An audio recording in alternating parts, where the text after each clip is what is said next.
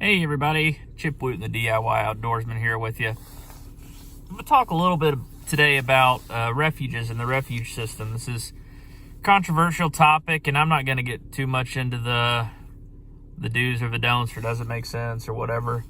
I'm just going to show you some things. I'm over here at the Duck River Refuge in Tennessee, and I'm watching some ducks and geese out here. And I'll tell you what's a cool thing is if you have a refuge near you, go out there and you can learn a lot about ducks and geese and maybe what makes sense in setting your spreads by going to a refuge.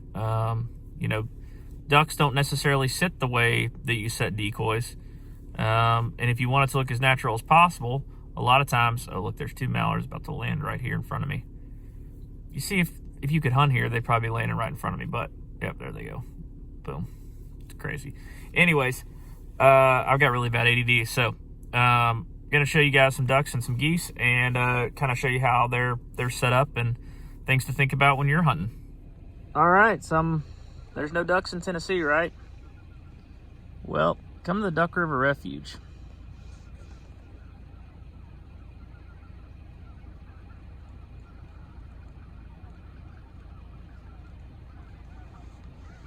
Sitting out here. All right, so I'm sitting here in my truck, and you got a bunch of specks and snows right here, right? So what's interesting about this, and I wish I could zoom a little bit more for you, but you notice how the specks and the snows kind of sit together, but they sit together but apart. So your snows are kind of all together, and there's a little bit of overlap, but for the most part, all your specks are together and all your snows are together. So when you're setting your decoy spread for them, that's something to think about.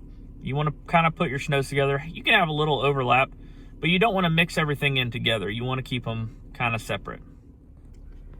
As we're looking at them, the other thing you'll kind of notice is there's no ducks with them. All the ducks are sitting across the slough. So when you're setting your spread, think about that as well.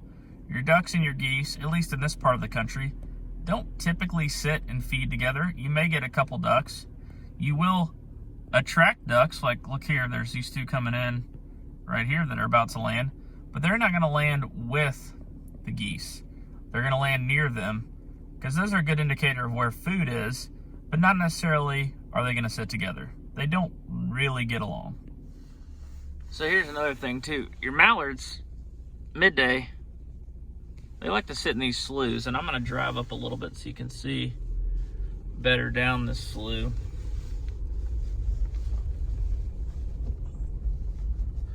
Look down through there.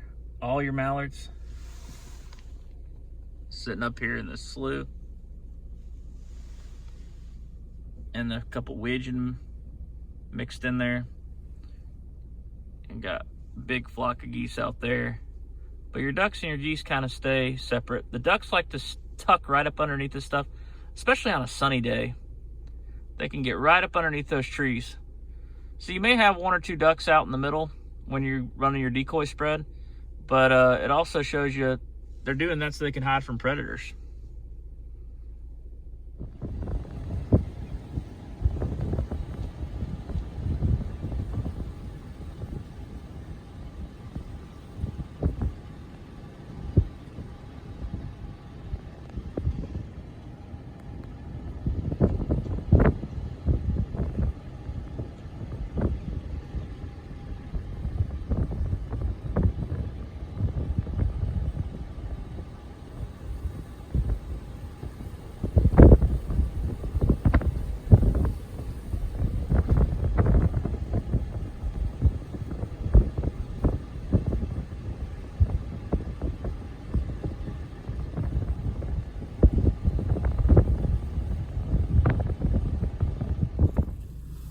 Another cool thing about being out at these refuges is you can roll your windows down and you can listen.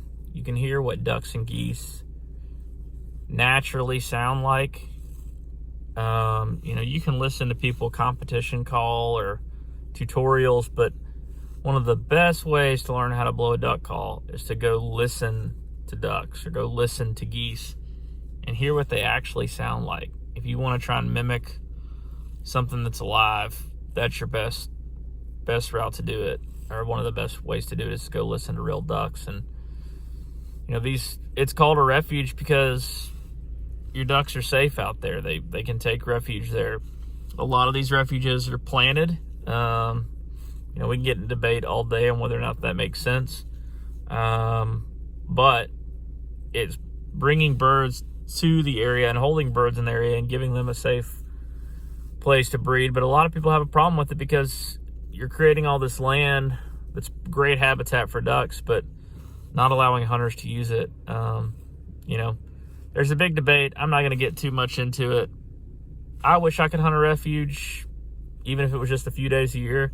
And I think it would probably be good for the birds. I mean, I don't know. Anyways, those are my thoughts on it. Hope you guys enjoyed this video. And if there's a refuge near you, go by and go check out. Some of them have observation towers.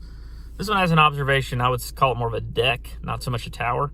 But there are some places in West Tennessee that have true towers so you can go up in all different parts of the country. So, hey, make sure you guys like and subscribe. If you want to see more content like this, or you want me to come back to the refuge, let me know. And I'll bring a little bit higher def camera where I can zoom in a little bit better next time and show you in a little bit more detail what stuff looks like. Thanks so much. Like and subscribe. And Chip Wooten, the DIY Outdoorsman. Have a good one.